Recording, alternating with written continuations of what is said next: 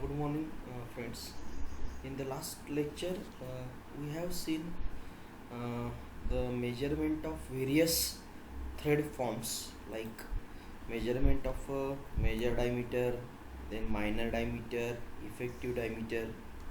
So, we have gone through the different errors in thread forms and what are the effect of such errors on the performance of the uh, joint. So that we have seen.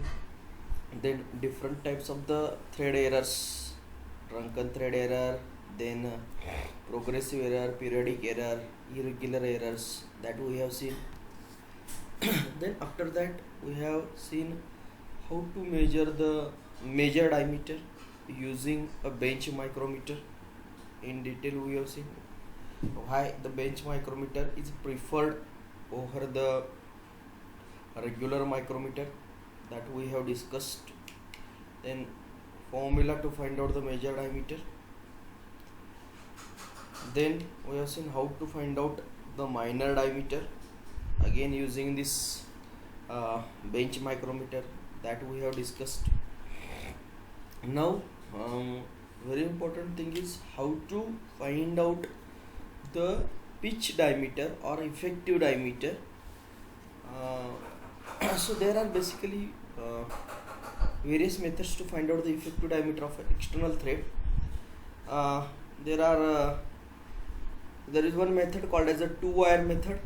So as you can see, this is a thread form and we want to measure the effective diameter. Now we know that effective diameter is actually it is a virtual diameter, so it is slightly difficult to measure.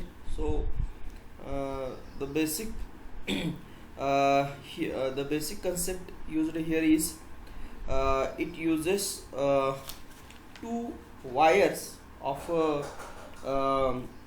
say equal diameter. These are the two wires of equal diameter that are used to measure the effective diameter. These two wires are placed between the flanks, opposite flanks of external thread, and the readings are taken. These wires used are made of hardened steel, so that they can withstand high wear and tear during the use. They have been given high degree of accuracy by lapping to suit different thread pitches. Now there is one more method, that is a three-wire method also. Instead of two wires, three wires are used. Okay, so for that you require a device called as a floating carriage micrometer. This is the floating carriage micrometer. Okay, so if you have a floating carriage micrometer, you can use the two-wire method. And if you don't have the floating carriage meter, if you have say ordinary NPL bench type micrometer, then you can go for the three-wire measurement of this effective diameter using three-wire method. So the detailed derivation of finding out the effective diameter, that we will take using the blackboard, because it is a derivation. But the basic idea is to place the wires of equal diameter between the flanks and to take the readings with the help of this either this floating carriage micrometer. So this floating carriage micrometer, there is a provision in this say floating carriage micrometer. You can mount the workpiece, that is a thread, between these two centers, and exactly perpendicular to these two centers there are two carriages. This is one carriage, this is another carriage. One carriage carries the facility to measure the dimension or take the readings. Here this is a digital micrometer is there, so you can see as you rotate this say barrel, you can see the change in the say reading. Similarly, on this side opposite to this micrometer there will be provision of the fiducial indicator. So fiducial indicator, we know the use of the fiducial indicator.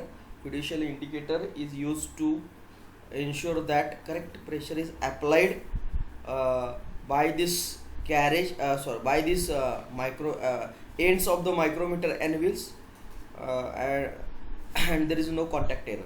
So these are the accessories which are used to measure the effective diameter. So special you can see these two wires of equal diameter are used to measure the effective diameter. These are some of the accessories which are used to hold which assist the experimentation. This is a master cylinder.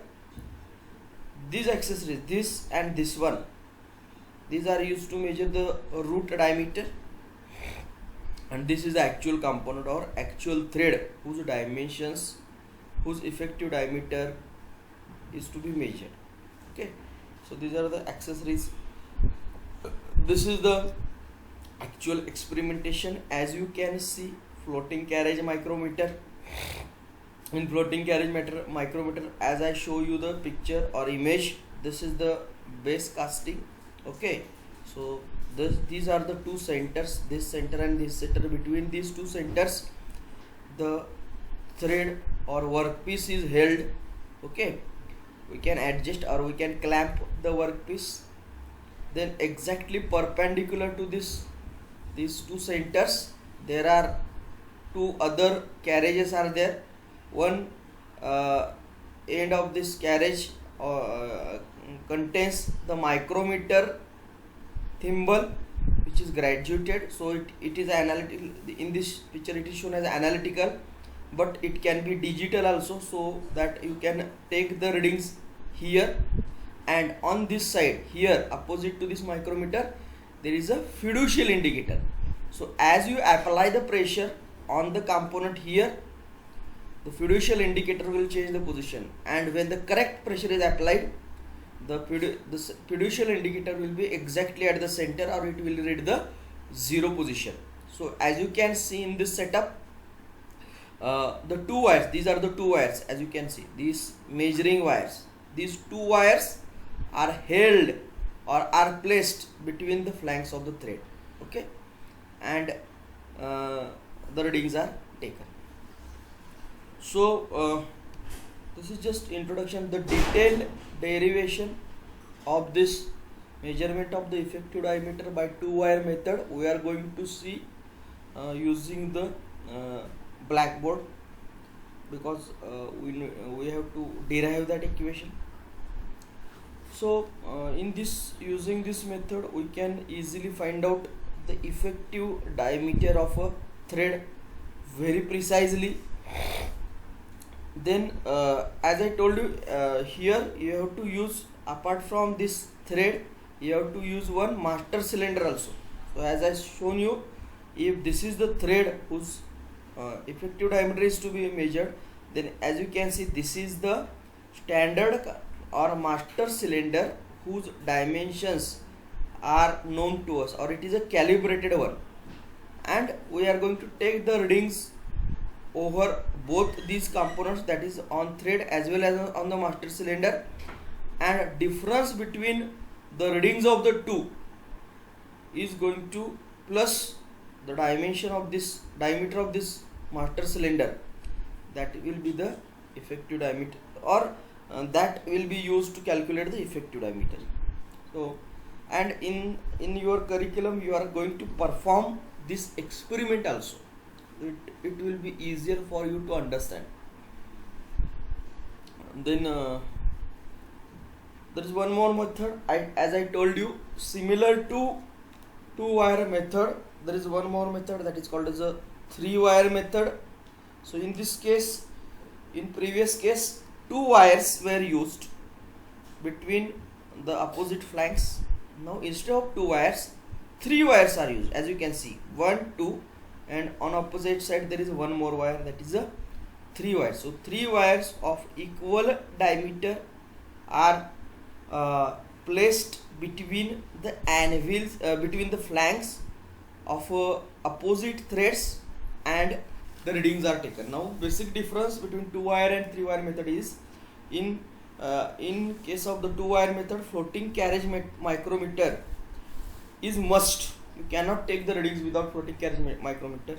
But in case of the 3-wire method, floating carriage micrometer is not needed. You can use the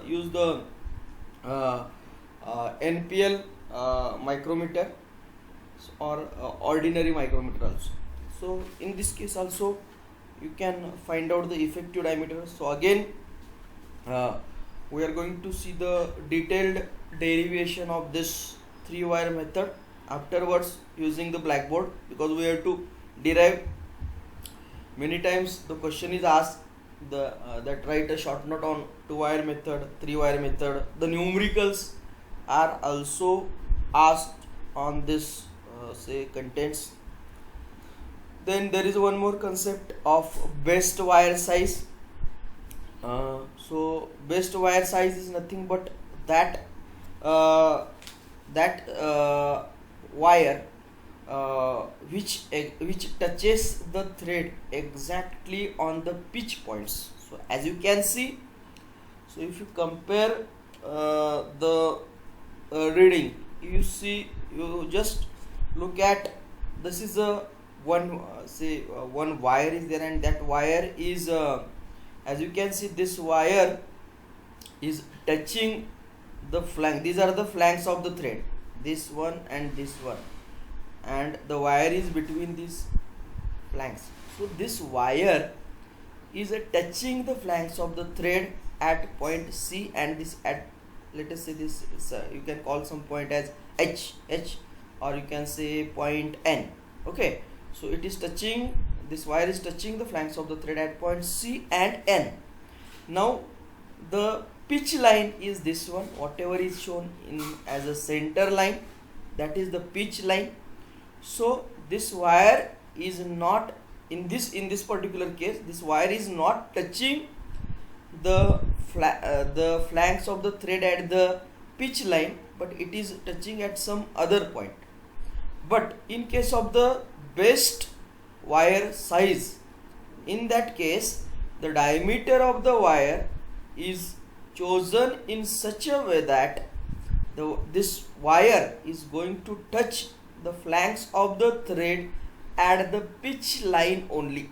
So as you can see, this is the pitch line, and this wire is touching the flanks of the thread at these flanks of the thread exactly at the pitch point. So B and P points, P and B are on the pitch line. So such type of the wire, such sized wire is called as a best wire size. So please remember that, because this is many times again it is asked at the time of the oral. Also this formula is very important. Again we can derive this formula using the blackboard. That is a diameter of the best wire is given by P by 2 sec theta by 2, where P is a pitch and theta is the angle between the flanks, that is a thread angle. So this angle theta by 2, this angle is a theta by 2, total angle is theta, so this angle is a theta by 2.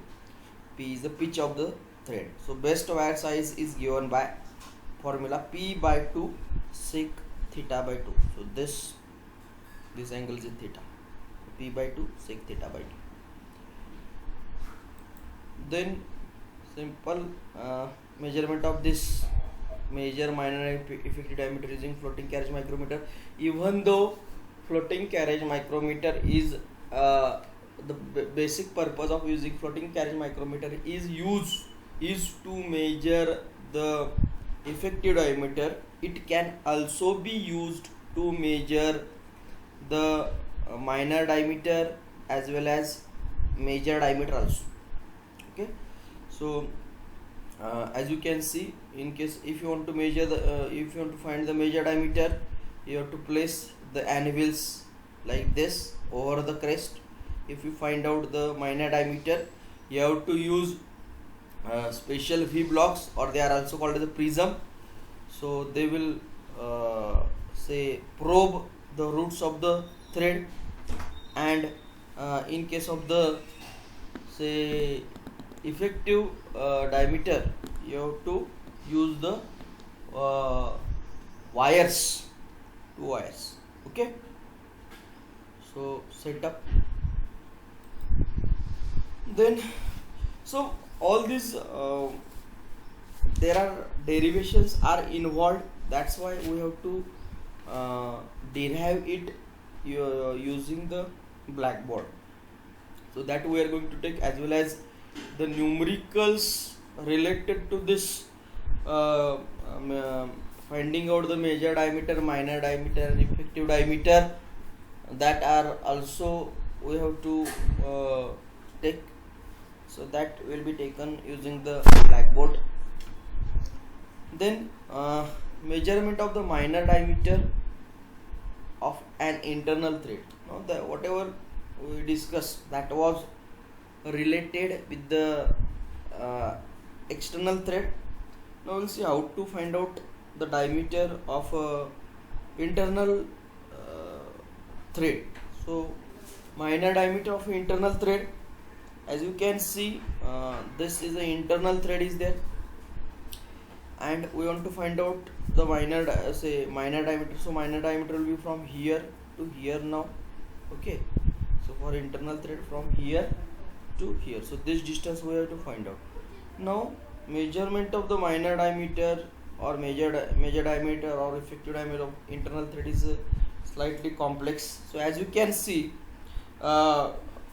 it can be measured with the help of the two taper parallels. So this is one taper parallel, this is another taper parallel. So using these two taper parallels, one can find out the minor diameter of an internal thread. The taper parallel have radius and parallel outer edges. So as you can see, this particular taper parallel has a outer edge as a parallel. Okay, so the diameter over the edges can be changed by sliding them. So what we have to do, we have to slide these two taper parallels over one another. So how to measure the internal diameter? The taper parallels are inserted in the thread. These two taper parallels are inserted in thread to be measured. Okay, and they are adjusted till they are perfectly aligned. So it has to be done by the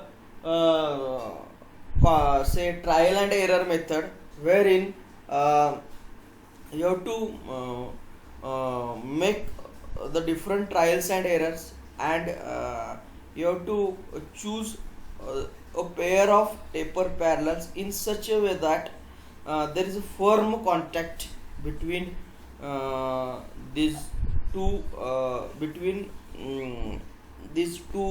taper parallels. Okay, so go on doing this activity till the firm contact is established with the minor diameter. So there should be firm contact between the taper parallels and the minor diameter. So once you get assured that the firm contact is established, then you can measure this diameter. Now we know that now the firm contact is established. Now we have to measure this dimension from one parallel outer edge to the other parallel outer edge. So the distance between these two parallel outer edges has to be measured.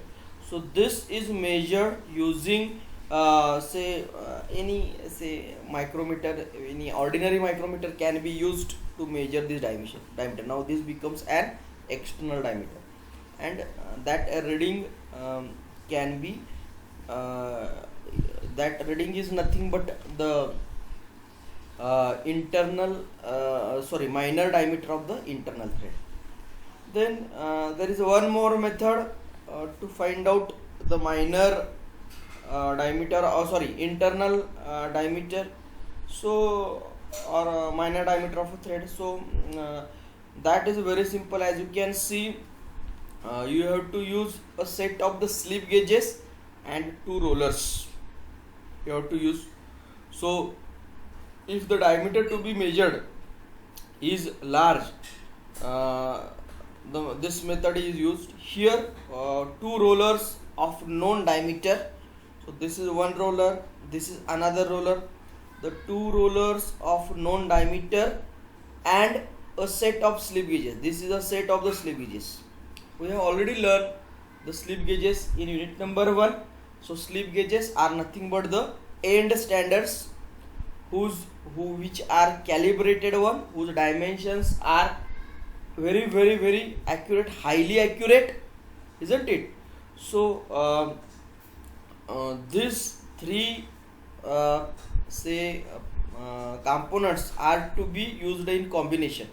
So you have to arrange these three components in such a way that there is firm contact between the all three components and the minor diameter. Okay, so two rollers on there should be set of slip gauges should be at the center, and two rollers will be on the opposite side of the slip gauges. Now we can easily find out the minor diameter. So that minor diameter will be nothing but diameter of this roller plus this length of this slip gauges, isn't it, from here to here, and plus diameter of other roller. So if we calculate this value, that will be the minor diameter of the your internal thread. So in this way we can easily find out the minor diameter. So whatever discussed we have. Then pitch measuring machine. So we have seen this another form of a thread that has to be measured. Then how to measure the pitch? Actually there are other methods also to measure the pitch. We are seeing some which are mentioned in your syllabus. We can find out the pitch of the thread by various methods. We can measure the pitch using the screw pitch gauge. We can measure the pitch by use of profile projector. We can use the tool maker's microscope. That is another device which can be used to measure the pitch. So out of that, one more method is there, that is called as a pitch measuring machine. So here again we are supposed to find out the pitch of the this particular component. So in this case, as you can, this is the workpiece which is mounted between the two centers. Now here in this case it consists, this pitch measuring machine, it consists of a bed. You can see this is a bed, okay, which holds the screw. So there is a provision to hold the screw. These are the two centers between which the screw is held, and a micrometer head. As you can see, this is a micrometer head, okay, and this micrometer head can slide along the bed. So as you rotate this micrometer head, it can slide, okay. So this micrometer head can slide along the bed. So this, as you can see, this is sliding saddle is there, it is shown here. Then apart from this, there is one position indicator head. As you can see, this is the position indicator head, and that position indicator head is a spring loaded one. This is a spring loaded position indicator head. As you can see, in this position indicator head there is a spherical stylus is there, okay, and this is the one scale or one indicator is one scale is there, and in this scale there is one indicator is there. So this indicator is going to change its position depending upon the movement of this stylus. Okay, so this position indicator the carries the stylus. The shape of this stylus is in such a way that shape of the stylus is in such a way that it can fit the V of the thread. Okay, so the shape of this stylus here at the end and shape of the thread, they are going to match each other. Okay, and when this stylus is in correct position, when this stylus contacts the thread in correct position, in that case only the indicator, the spring loaded position here, spring indicator shows the zero reading, or it shows the centered center. So this is used as a reference. The stylus contacts the thread flanks at the pitch line. The stylus is going to contact the thread at the pitch line, and when this happens, then in that case the spring loaded indicator should show the zero position when you in the initial case. Now means the stylus is spring loaded and the pointer reads 0 when the stylus falls at the right place. Now the indicator, this indicator is mounted on this sliding side. This indicator is mounted on this sliding saddle, similar to the lathe machine. As we see in the lathe machine also, the tool post, we have, all of us have used the lathe machine. So the tool post is going to slide along the bed of the lathe. Similarly here also this position, spring loaded position indicator is going to slide along the say length of the screw. Okay, so how to slide it?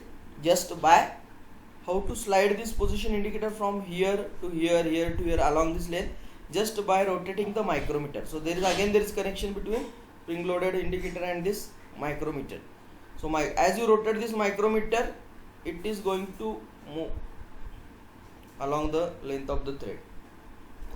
Now when taking the readings, when we are taking the readings, the screw under measurement is held stationary. So as you can see, the screw under the measurement is held stationary between the centers, and slide carrying the stylus, the saddle carrying the stylus is moved with the help of the micrometer. So we are going to move this stylus with the help of the micrometer, so that the stylus falls one by one into each groove. So this stylus is going to move from one position to another position as you move this micrometer. Now how to take the readings now? So this is working. So how the readings are taken? So while taking the readings, what you have to do? This indicator is adjusted to read 0 when the stylus is in the first groove. Suppose you want to take the readings. So what you have to do? You have to start from the first groove. Suppose this is the first groove. So you have to take the stylus here with the help of the micrometer, and when the stylus is at the right place, you have to adjust the 0 reading here. You have to adjust the 0 reading. That will be your reference reading or first reading. Now once this reading is noted, once this at this position, when the stylus here is at the 0 position, you note down the reading in the micrometer. That will be your reading 1. Now rotate the micrometer so that the stylus will now move to the second groove, and in the second groove when you have to adjust this, so rotate this micrometer till the stylus takes the correct place or right place, means till the stylus reads the 0 here. When the stylus reads the 0, note down the another reading in the micrometer. So that is the reading number 2, isn't it? So just note down the difference between R. So difference between R1 and R2 is nothing but the pitch of the thread, isn't it? So in this way we can find out. Take it to again the next groove, again take the reading, take to the next groove, again take the reading, and in this way you can compare whether there is any error or not in the pitch as you progress along the length of the thread. So this is one more method to find out the pitch of the thread. Then there is a screw thread micrometer. So this screw thread micrometer has a various types and sizes of the interchangeable spindle and anvils that are used for measuring the pitch diameter of external thread. So as you can see, similar to the outside micrometer, this is a screw thread micrometer. Okay, so here anvils are not cylindrical in shape, rather they have the special anvils, as you can see, the anvils and which are used to measure the pitch diameter. So you can see screw thread micrometer with interchangeable spindle and anvil. So this is a spindle and the pitch diameter we can easily find out. Okay, so these are the different anvils which are used, so that can be used. Then numericals we are going to study afterwards. Then